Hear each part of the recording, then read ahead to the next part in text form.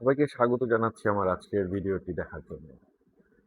Portugal কঙ্গোর সাথে ১-১ গোলে draw করল। খেলাটিতে রোনালদোকে খুবই নিষ্প্রভ মনে হয়েছে। মনে হয়েছে যে পর্তুগালের বাকি ১০ জন খেলোয়াড় একসাথে খেলছে আর রোনালদো একা খেলছে। আসলে রোনালদোর আ বিশ্বকাপে নিষ্প্রভ হওয়ার পিছনে পর্তুগাল দলের যে ট্যাকটিক্স, এই ট্যাকটিক্সটাকে আমার কাছে মনে হয় যে এটা আসলে অকার্যকর একটা ট্যাকটিক্স। আমার মনে হয় পর্তুগাল আসলে বুঝে না বা জানে না যে রোনালদোকে কিভাবে ইউজ করতে হবে। ঠিক যেই ঘটনাটা ঘটতো এর আগে মেসির ক্ষেত্রে। তবে মেসির একটি বিষয় ছিল, আমি যেটা লক্ষ্য করলাম সেটা হচ্ছে মেসি অনেক সময় মাঝ মাঠে এসে বল নিয়ে যেত। আমি রোনালদোর এই ব্যাপারটা আমার চোখে পড়ে না। রোনালদোকে আমি কখনো এই জিনিসটা করতে দেখি না পর্তুগালের জার্সিতে। ব্যাপারটা আমার কাছে খুব আ অবাক লাগে। কারণ যখন রোনালদো দেখে যে তাকে আসলে কেউ অ্যাসিস্ট করছে না, তাকে আসলে কেউ বল দিচ্ছে না, তখন তার নিজের আমার মনে হয় যে আসলে মাঝ মাঠে এসে বা নিচে নেমে এসে কিছুটা বল নিয়ে যাওয়া, বল তৈরি করা, সুযোগ তৈরি করা এবং ডি বক্সের বাইরে থেকে শট করার চেষ্টা করা। আ আমরা যদি আর্জেন্টিনার খেলা দেখি আমরা দেখতে পাবো যে আর্জেন্টিনা টিমের প্রত্যেকটা প্লেয়ার আসলে মেসিকে কখন বল দিবে সেই সুযোগটা তারা খুঁজে। এবং যদি কখনো যখন এরকম সিচুয়েশন হয় যে যখন মেসির কাছে তারা বল দিতে পারছে না, প্রতিপক্ষ আসলে সেভাবে দেয়াল তুলে রেখেছে, তখন কিন্তু মেসি নিজে মাঠের এ প্রান্ত থেকে ও প্রান্তে ডানে, বামে, উপরে, নিচে মুভ করে সেই স্পেসগুলো ক্রিয়েট করে দেয়, সেই সুযোগগুলো তৈরি করে দেয় দলের বাকি খেলোয়াড়দের, যাতে করে তারা স্পেস পায় মেসির কাছে বল দেওয়ার জন্য।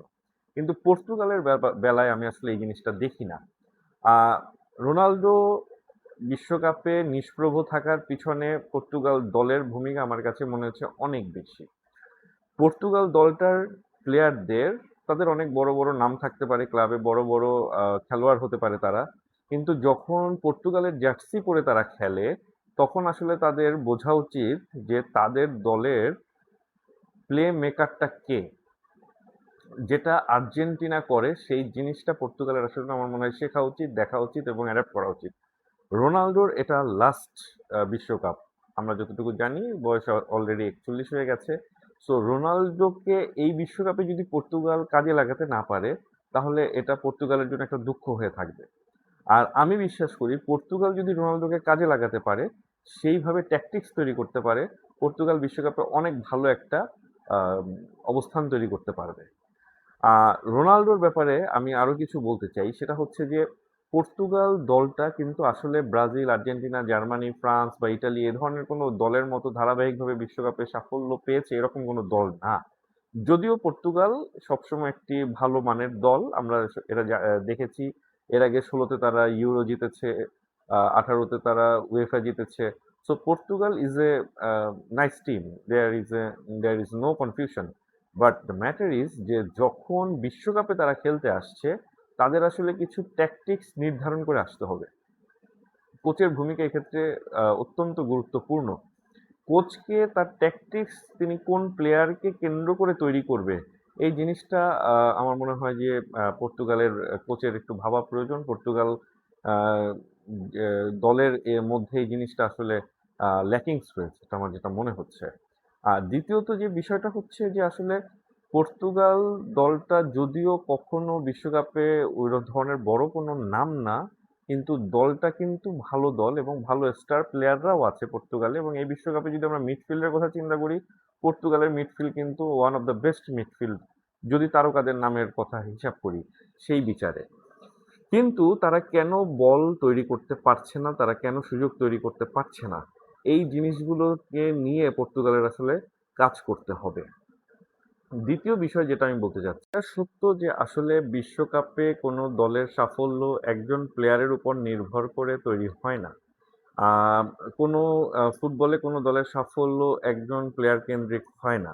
এই কথাটা যেমন সত্য, আবার একজন প্লেয়ারকে ঘিরে একটি দল কিভাবে সাফল্য পায় সেই ধরনের বাস্তব উদাহরণও কিন্তু অতীতেও আমরা দেখেছি, এখনো রয়েছে। পর্তুগাল দলটা কিন্তু আসলে সেই জিনিসগুলোকে বিবেচনা করতে পারে, অ্যাডাপ্ট করতে পারে। আর একটা জিনিস আমাদের মনে রাখতে হবে, সেটা হচ্ছে যে শক্তিশালী প্রজন্ম পেলেই যে আসলে বিশ্বকাপের দল ভালো করবে এটার কোনো নিশ্চয়তা নেই, কারণ বিশ্বকাপ কিন্তু অত্যন্ত কঠিন একটি টুর্নামেন্ট। আহ, বিশ্বকাপের গ্রুপ ম্যাচগুলোর ক্ষেত্রে একটা বিষয় থাকে যেটা আমি বরাবরই বলি, সেটা হচ্ছে গ্রুপ ম্যাচগুলো যেহেতু বড় দলের সাথে ছোট দলগুলো খেলার একটি সুযোগ থাকে, এক্ষেত্রে কিন্তু বড় দলগুলোই মূলত বেশি চাপে থাকে ছোট দলগুলোর তুলনায়, কারণ ছোট দলগুলোর আসলে হারানোর কিছু থাকে না। কিন্তু বড় দলগুলোর কিন্তু একটি চাপ থাকে, বড় খেলোয়াড়দের একটি চাপ থাকে, এই চাপ নিয়ে তাদেরকে খেলতে হয়। কিন্তু পর্তুগালের ক্ষেত্রে আমরা যদি দেখি, তাহলে আমরা যেটা দেখতে পাবো সেটা হচ্ছে যে তারা অত্যন্ত শক্তিশালী প্রজন্ম পায়, এর আগেও পেয়েছে, লুই ফিগোর আমলেও ছিল, কিন্তু তারা আসলে বিশ্বকাপে সেই পারফরমেন্সটা দেখাতে পারে না। বিশ্বকাপে পারফরমেন্স দেখাতে হলে আসলে ধারাবাহিক একটা ট্রেনিং এর প্রয়োজন আছে, দীর্ঘমেয়াদী একটা পরিকল্পনার প্রয়োজন আছে। আমার কেন যেন মনে হয় পর্তুগালের বরাবরই এখানে একটি ল্যাকিংস আছে। আর ক্রিশ্চিয়ানো রোনালদোর যে ব্যাপারটা, ক্রিশ্চিয়ানো রোনালদোর ক্যারিয়ারটা বরাবরই আসলে ক্লাবে যতটা সফল, জাতীয় দলে ঠিক ততটা সফল না আমরা যদি কম্পেয়ার করতে যাই।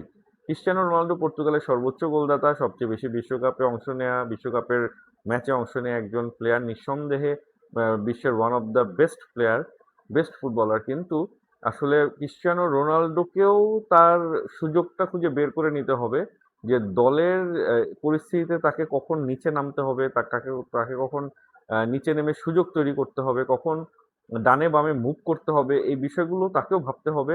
পাশাপাশি পর্তুগালের যারা টিমের ম্যানেজমেন্ট আছে, বিশেষ করে কোচ, অন্যান্য প্লেয়ার, তাদেরকেও আসলে এই বিষয়গুলো নিয়ে আহ, মাথায় রাখতে হবে এবং সেভাবে তাদের ট্যাকটিক্স তৈরি করতে হবে বলেই আমার মনে হয়। তো যাই হোক, আমার আজকে ভিডিও দেখার জন্য আপনাদের সবাইকে ধন্যবাদ। সবাই ভালো থাকবেন, সুস্থ থাকবেন।